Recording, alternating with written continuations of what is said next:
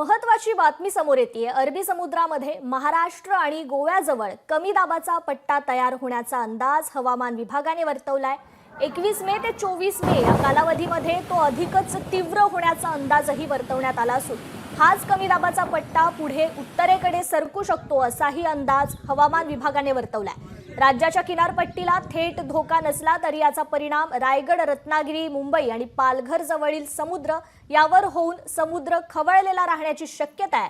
त्यामुळे मासेमारांनी हवामान विभागाकडून दिलेल्या सूचनांचं पालन करावं आणि खोल समुद्रात जाणं टाळावं असा इशारा आपत्ती व्यवस्थापन विभागाने दिलाय। या बदलत्या हवामान परिस्थितीचा थेट आढावा पालघरच्या समुद्र किनाऱ्यावरून घेतलाय आमचे प्रतिनिधी प्रवीण बाबरे यांनी।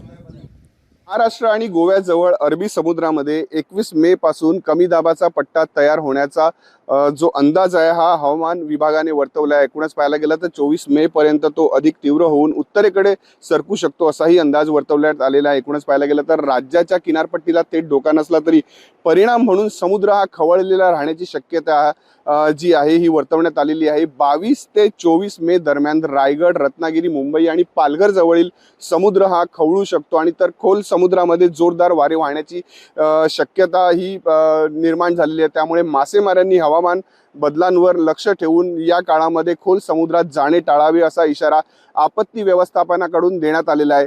तर 21 ते 24 मे दरम्यान मच्छीमारांनी जी सावधगिरी बाळगायची आहे त्या सावधगिरीचे पालन करायचे आहे। ज्या हवामान खात्याकडून सूचना दिल्या त्यांचं पालन करावं असंही हवामान खात्याकडून दिलेलं आहे। एकूणच पाहायला गेलं तर हवामान खात्याकडून ज्या अपडेट्स नियमितपणे तपासल्या जाव्या असं सुद्धा मच्छीमारांना सांगितलं गेलेलं आहे। स्थानिक प्रशासन व मच्छीमार सहकारी संस्थांकडून मिळालेल्या सूचनांचं जे पालन आहे ते सुद्धा मच्छीमारांनी करावं।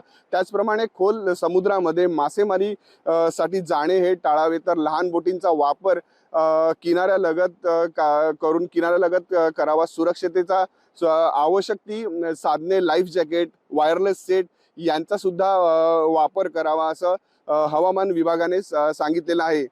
प्रवीण बाबरे, लोकशाही मराठी, पालघर। लोकशाही मराठी ऐका, पहा, जागरूक रहा।